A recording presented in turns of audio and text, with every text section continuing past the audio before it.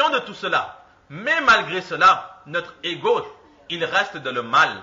Notre ego ne cesse de vouloir nous égarer. Notre ego, il ne veut que notre perte. Alors que le non-musulman, c'est de l'ignorance de sa part.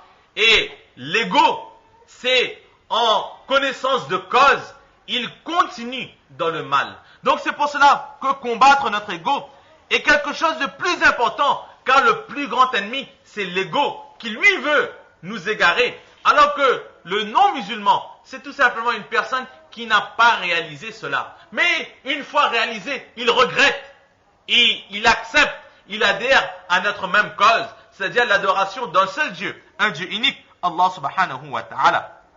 Dans un récit, le prophète sallallahu alayhi wa sallam, il dit que le pire de tes ennemis, c'est celui qui se trouve dans ta poitrine, c'est-à-dire ton ego.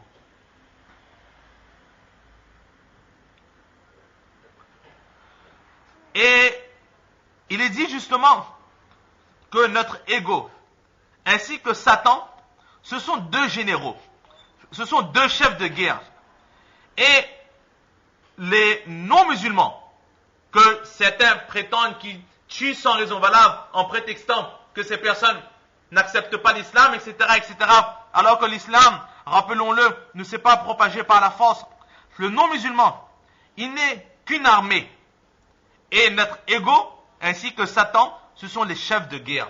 Lorsque on fait une guerre, il est beaucoup plus facile d'arrêter la guerre en capturant, en éliminant les chefs de guerre, et automatiquement la paix reviendra, car l'armée n'est là que pour obéir le chef de guerre.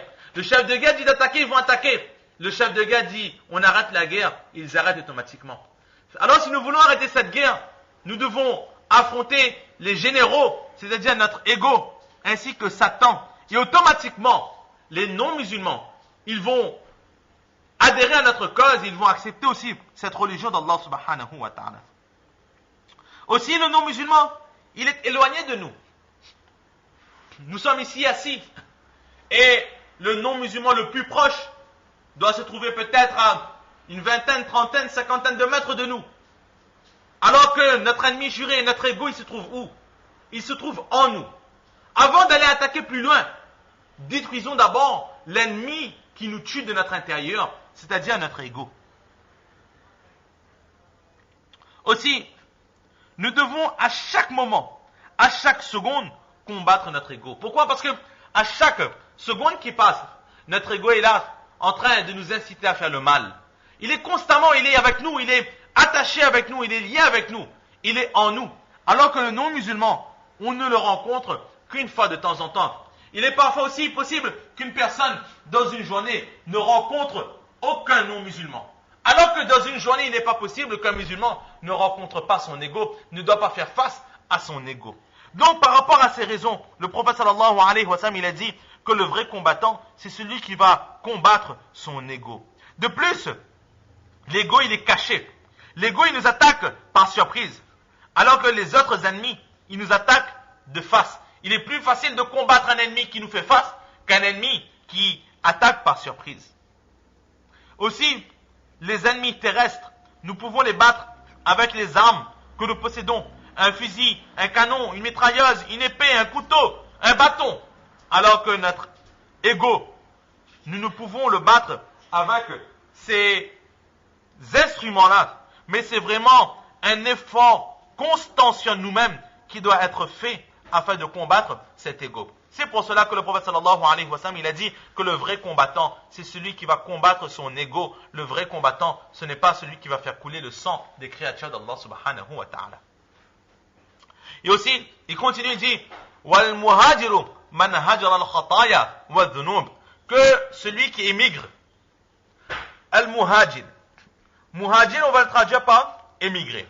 C'est quelqu'un qui quitte un endroit pour aller dans un autre endroit. Et lorsque le prophète sallallahu alayhi wa sallam, il a fait l'hégire de Makkah à Madina Munawwara, l'ordre est venu pour tous les musulmans de faire cette émigration, quelque chose de très très difficile. Quitter sa ville natale pour aller dans un endroit que l'on ne connaît pas, seul, sans famille, sans amis, c'est quelque chose de très dur. Et le prophète sallallahu alayhi wa sallam lui-même, en quittant Makkah Mukarrama, arrivé à une certaine distance, il se retourne en pleurs en pleurs, il parle à sa ville chérie, Makkah Mukarrama, en disant en ce sens que je ne te quitte pas, mais on m'a obligé de te quitter, et en disant en ce sens, en faisant comprendre qu'il reviendra un jour, qu'il n'oubliera jamais cette ville de Makkah Mukarrama. Donc quitter sa ville natale est quelque chose de très dur, mais Allah subhanahu wa ta'ala, il a promis les récompenses à ceux qui quitteront Makkah pour aller à Madina. Donc par rapport à ça, le prophète sallallahu alayhi wa sallam, il dit que muhajir, celui qui fait l'hégire, celui qui émigre, ce n'est pas celui qui quitte Makkah pour Madina. Le vrai muhajir, le vrai immigrant, ce n'est pas celui qui a quitté sa ville natale pour aller ailleurs. Mais le vrai muhajir, celui qui fait la vraie immigration, c'est qui? Alors pour avoir cette réponse, il faut tout simplement rester dans le contexte du saint prophète sallallahu alayhi wa sallam à Makkah Mukarrama. Pourquoi est-ce que les musulmans, ils ont quitté Makkah Mukarrama? La raison est toute simple, c'est que ces musulmans étaient persécutés par les Mécois, et de par cette persécution, les croyants ne pouvaient plus pratiquer la religion d'Allah subhanahu wa ta'ala comme il le fallait. Ces personnes, les non-musulmans, les obligeaient à rester dans la désobéissance d'Allah subhanahu wa ta'ala et les empêchaient de pratiquer la religion d'Allah. Donc le but d'émigrer, ce n'était pas de changer de ville, mais le but d'émigrer, c'était de fuir les péchés. À Makkah, ils savaient qu'ils ne pourraient pas se préserver des péchés, de par la persécution qu'ils subissaient. Ils savaient qu'à Makkah, ils ne pouvaient pratiquer la religion d'Allah subhanahu wa ta'ala à cause des contraintes que leur avaient mises en place les non-musulmans, les Mécois, les idolâtres de Makkah. Alors le but d'immigrer, c'était quoi? Quitter un endroit afin de pouvoir quitter les péchés et entrer dans l'adoration d'Allah subhanahu wa ta'ala. Donc le but réel de cet hégire, d'immigrer, ce n'était pas de changer de ville, mais c'était de pouvoir quitter les péchés et se donner entièrement à l'adoration d'Allah subhanahu wa ta'ala. C'est ce qu'ici le saint prophète sallallahu alayhi wa sallam, il dit que celui qui a fait le vrai migrant, celui qui fait le vrai hijir, ce n'est pas celui qui quitte Makkah pour aller à Madina, mais c'est celui qui quitte les fautes et les péchés. Le but d'immigrer, ce n'est pas de changer de ville, mais c'est d'abandonner les péchés. Et pour être un vrai muhajir, il faut abandonner les péchés. Et aujourd'hui, si quelqu'un fait le hijra, l'hijra de Makkah pour aller à Madina, en se disant que le prophète sallallahu alayhi wa sallam, il a fait cela, donc moi aussi je le fais, cette personne ne sera pas récompensée comme les compagnons l'ont été. Mais si aujourd'hui quelqu'un dit, je fais l'hijra, que je vais m'efforcer d'abandonner les péchés, de m'éloigner des péchés, de détester les péchés, alors cette personne aura les récompenses de celui qui a fait l'hijra, du vrai muhajir. C'est ce qu'ici le saint prophète sallallahu alayhi wa sallam, il nous a enseigné. Donc là, un peu ce que l'on peut dire sur ce hadith qui nous a été rapporté par Hazrat Abu Hurairah radiallahu ta'ala anhu. Une dernière chose pour terminer, le prophète sallallahu alayhi wa sallam, il dit Man hajar al-khataya wa dhunub, celui qui quitte les khataya et les dhunub. De la traduction, nous avons dit les péchés et les fautes. Alors certaines personnes diront que ce sont des synonymes. Khataya et dhunub, on les traduira par les péchés. D'autres personnes disent que khataya et dhunub, ce sont des fautes, certes. Mais entre les khataya et les dhunub, il y a une différence. Khataya, ce sont des fautes, parfois qui seront réprimandées, punies par Allah subhanahu wa ta'ala, mais des péchés qui ont été commis involontairement.